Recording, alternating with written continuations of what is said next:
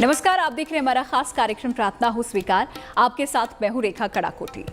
त्योहार नवरात्रि का हो तो कलश पर नारियल स्थापित किया जाता है। देवता से कोई मनोकामना बतानी हो तो नारियल चढ़ाया जाता है। गृह प्रवेश हो या फिर नई गाड़ी, तब भी नारियल फोड़ा जाता है।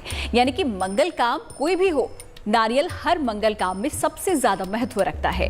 लेकिन क्या कारण है कि सनातन शास्त्र पानी वाले इस फल को पवित्र और पावन मानते हैं? आखिर वो कौन सी पौराणिक कथा है जो कि नारियल को श्रीफल के नाम से भी सुशोभित करती है?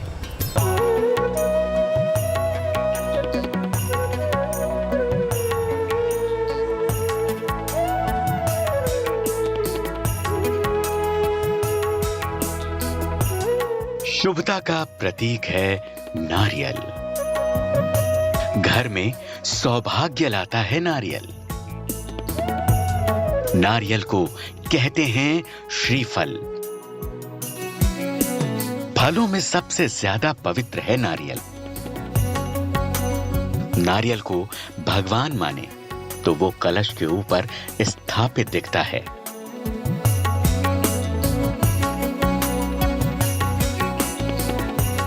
नारियल को प्रसाद माने तो मंदिर के बाहर वो पूजा की दुकानों पर साफ दिखता है। नारियल को मनोकामना पूर्ति का साधन माने तो नारियल चुनरियों में बंधा दिखता है। पूजा कोई भी हो, उपासना कोई भी हो, अनुष्ठान कोई भी हो, सारे के सारे बिना नारियल के अधूरे ही रहते हैं। नारियल प्रसाद भी है, भोग भी है और ईश्वर का प्रतीक भी है।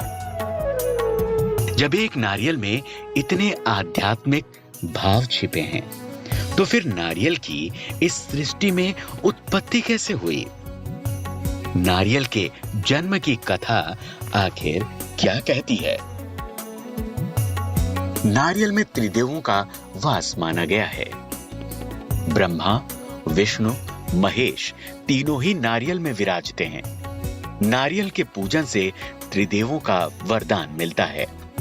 नारियल पूजन से पूजा फलीभूत होती है।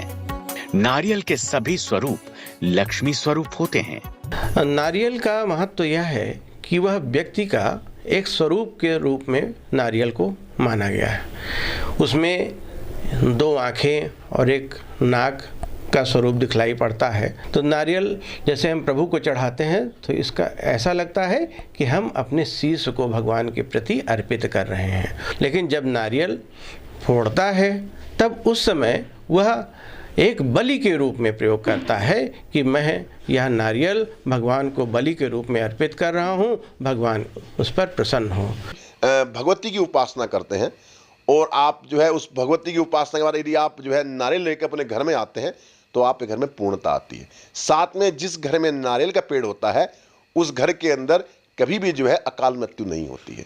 साथ में कहा जाता है कि यदि नारियल को जो यदि आप जो है किसी भी शुभ काम करने से पहले यदि उसको जो है फोड़कर और उसका सेवन करते हैं आप, तो वो कार्य जो है कितना भी पूर्ण कार्य हो वो अमृतमय हो जाता है। पौराणिक कथा के अनुसार जब भगवान विष्णु जब धरती पर प्रकट हुए थे तो देवी लक्ष्मी और कामधेनु गाय के साथ बैकुंठ से नारियल का पेड़ भी साथ लाए थे।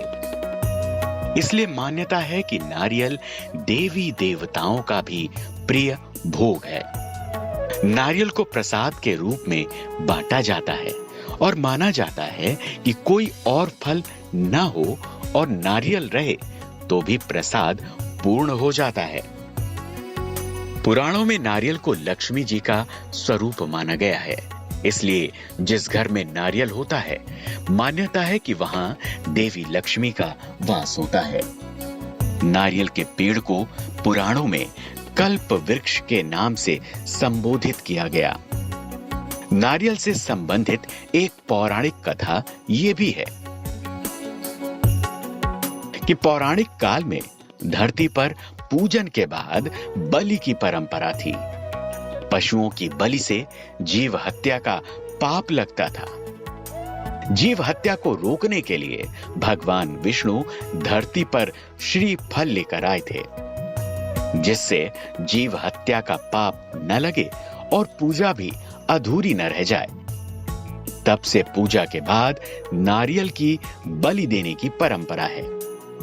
इसलिए शुभ कर्मों में पूजा के बाद नारियल तोड़े जाते हैं। शुभ कार्य करने से पहले नारियल को इसलिए फोड़ा जाता है कि धन के लिए, वास्तु के लिए, दोष निवारण के लिए और बहुत से ऐसे हमारी क्रियाएं हैं जो नारियल फोड़ने से वो सब क्रियाएं शांत हो जाती हैं। बलि का प्रथा होती थी तो कुछ संतों ने उसका निकाल दिया कि ये हत्या जो हो रही है उसके अच्छा है कि नारियल की बलि चढ़ा दी जाए, नींबू की बलि चढ़ाई जाए, तो कम से कम जीव हत्या तो हो जाएगी। और उसका क्योंकि जीवात्मा उसमें प्रवेश करने के लिए उनको बनाया गया था नारियल को विश्वामित्र जी के द्वारा, तो वो बलि का स्वरूप भी मान लिया जाता है कि इनकी नारियल की तोड़ने से, चढ़ाने से नर की बलि मानी जाती है। हर पूजा, मंदिर या फिर अनुष्ठान में चढ़ाया गया नारियल आपकी हर मनोकामना की पूर्ति का प्रमाण होता है।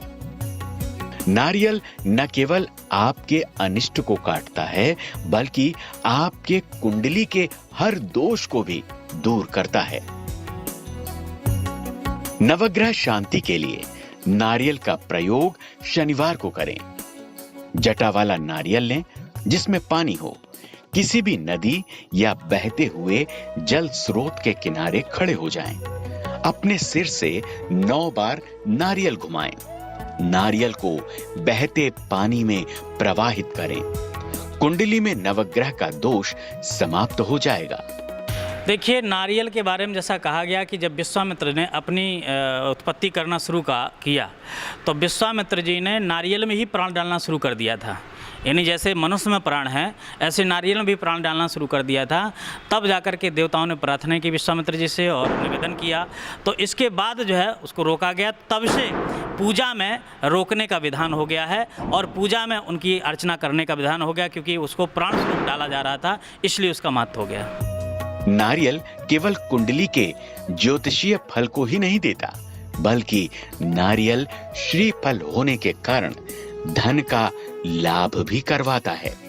इसीलिए अगर आप कर्ज से पीड़ित हैं और ऋण से मुक्ति पाना चाहते हैं तो नारियल पर चमेली के तेल और सिंदूर से स्वास्तिक बनाएं। लड्डू या फिर गुड़ चने के साथ नारियल को हनुमान जी के मंदिर में चढ़ाएं। हनुमान जी के समक्ष ऋण मोचक मंगल स्तोत्र का पाठ करें। आपको कर्ज से मुक्ति मिल जाएगी। वैसे तो नारियल में 3 अक्ष या 3 आंखें दिखती हैं, लेकिन हजारों लाखों नारियल में से एक नारियल ऐसा भी होता है जिसमें केवल 1 अक्ष या आंख होती है। इसे एकाक्षी नारियल कहते हैं। एकाक्षी नारियल को बहुत ज्यादा भाग्यशाली माना जाता है। एकाक्षी नारियल को घर में रखने मात्र से कई समस्याएं खुद ब खुद दूर हो जाती हैं। घर में एकाक्षी नारियल मान, सम्मान, प्रतिष्ठा और यश लाता है। दीपावली पर एकाक्षी नारियल की पूजा धन दिलाती है। एकाक्षी नारियल को तिजोरी में रखने से बरकत बनी रहती है। यात्रा से पहले एकाक्षी नारियल की पूजा यात्रा सफल करवाती है। नारियल में एक ऐसा भी नारियल होता है जो 1 आंख का होता है, उसको एकाक्षी नारियल कहा जाता है। तो वह एकाक्षी नारियल अगर लक्ष्मी जी के लिए प्रयोग किया जाए तो उस घर में लक्ष्मी की कोई कमी नहीं होती। व्यक्ति हमेशा यश, वैभव और धन से युक्त होता है। तो एकाक्षी नारियल का प्रयोग करना विशेष महत्वपूर्ण माना गया है। तीनों देवताओं का प्रतीक नारियल घर का वास्तु दोष भी शांत करता है। वास्तुशास्त्री मानते हैं कि नारियल के जल को घर में छिड़कने से नकारात्मक ऊर्जा दूर होती है और वास्तु दोष समाप्त होता है। Bureau report, good news today. नारियल कभी अकेला देवी या फिर देवता पर नहीं चढ़ाया जाता। नारियल की सिद्धि हमेशा चुनरी के साथ होती है। चुनरी में लिपटा मन्नत का नारियल आपकी हर मनोकामना पूर्ण करता है। लाल रंग की पीले गोटे वाली सितारों से सजी चुनरी आखिर देवी या फिर देवताओं को क्यों प्रिय होती है? आखिर कैसे एक चुनरी आपके जीवन के अनिष्ट को काटकर आपको देती है खुशियों का उपहार? आइए जानते हैं।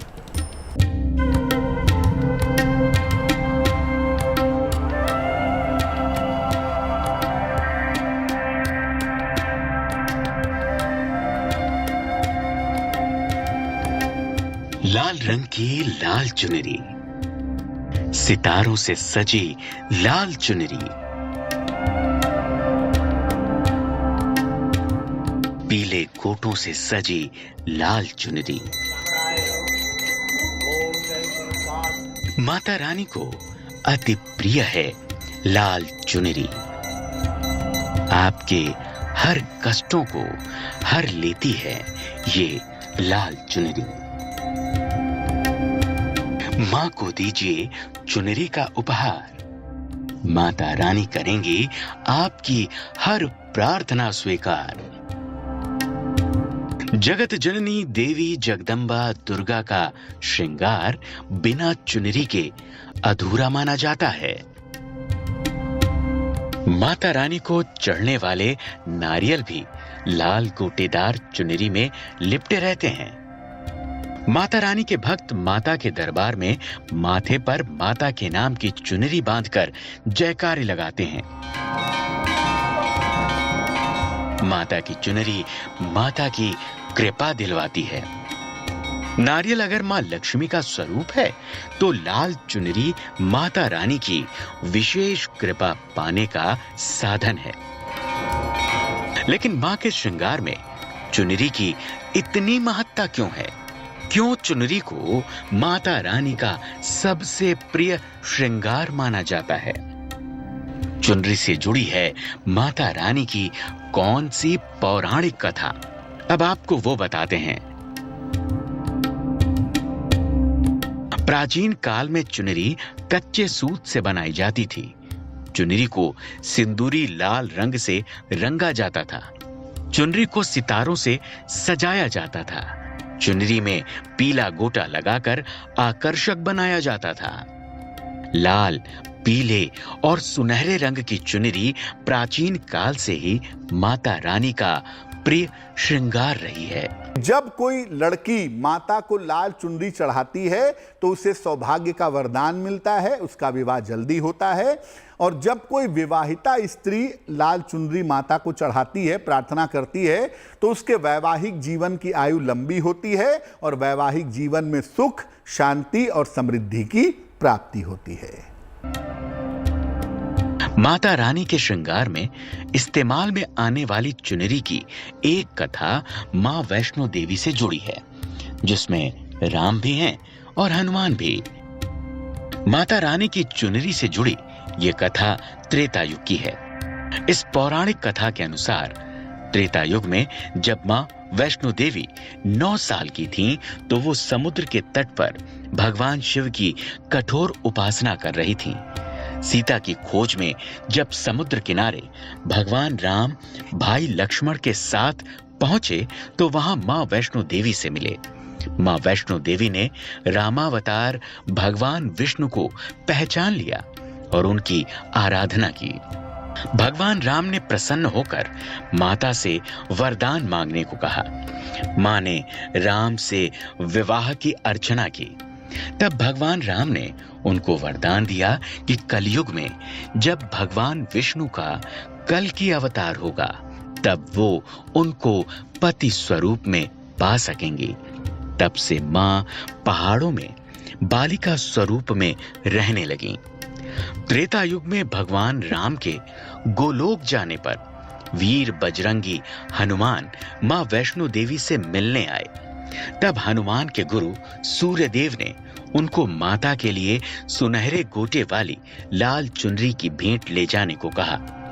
हनुमान जी की भेंट देखकर मां वैष्णो अति प्रसन्न हुई और कहा कि आज से जो भी मेरा भक्त मुझे लाल चुनरी समर्पित करेगा, मैं उसकी सभी मनोकामना पूरी करूंगी।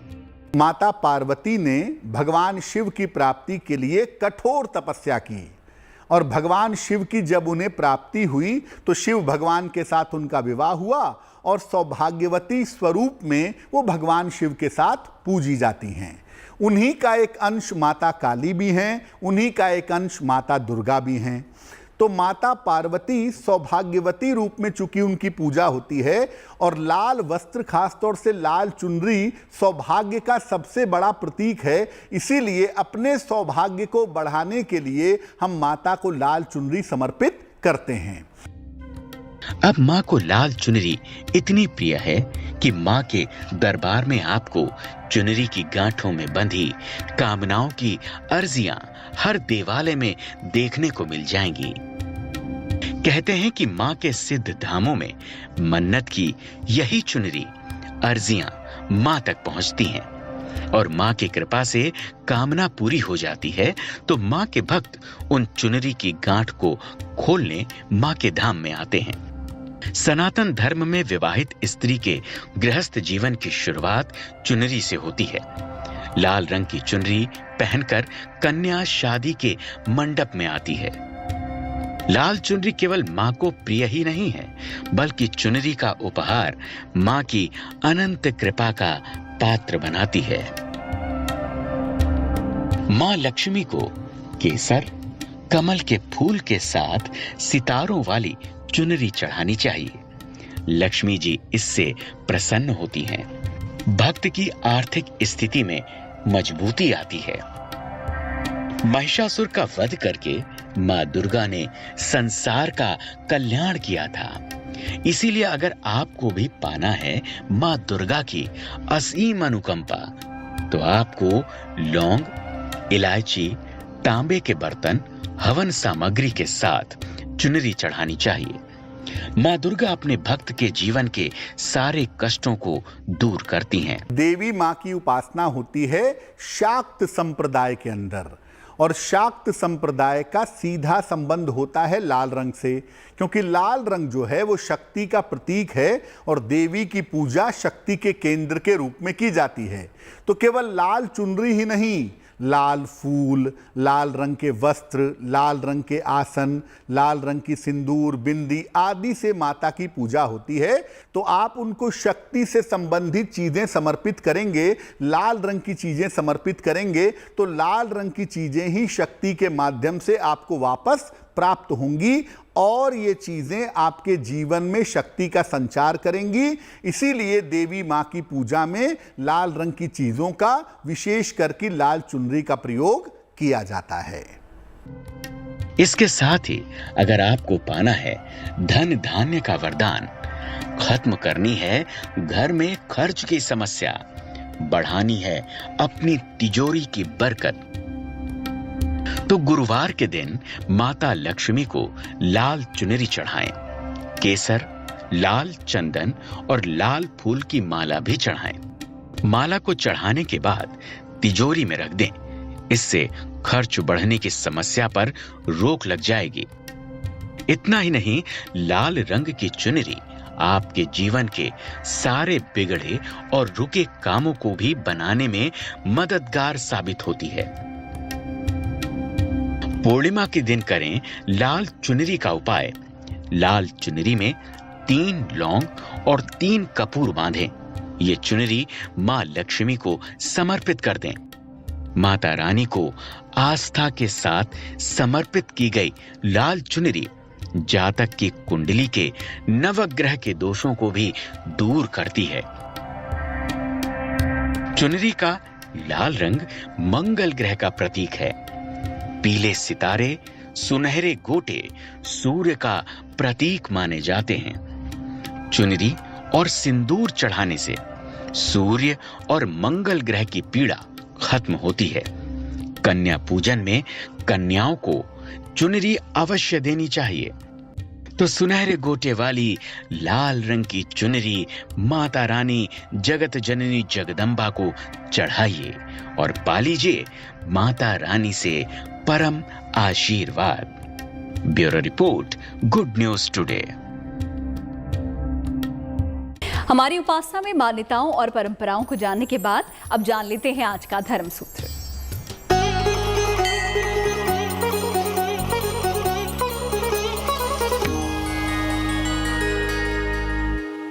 नारियल जो है हमारे हिंदू धर्म में और कर्मकांड की पद्धति में बहुत ही पवित्र माना गया है। आप देखेंगे जो हमारे यहाँ कलश, किसी भी पूजन में कलश की स्थापना होती है और उसमें श्रीफल को यानी कि नारियल को अवश्य ही स्थापित किया जाता है, क्योंकि श्रीफल लक्ष्मी स्वरूप है और कलश में जब सभी देवी देवताओं का आह्वान होता है तो लक्ष्मी को सबसे ऊपर विशेष रूप से रखा जाता है। तो इसलिए हमारे हिंदू धर्म में नारियल को श्रीफल भी कहा जाता है और इसके को लक्ष्मी स्वरूप में देखकर बहुत शुभ माना जाता है।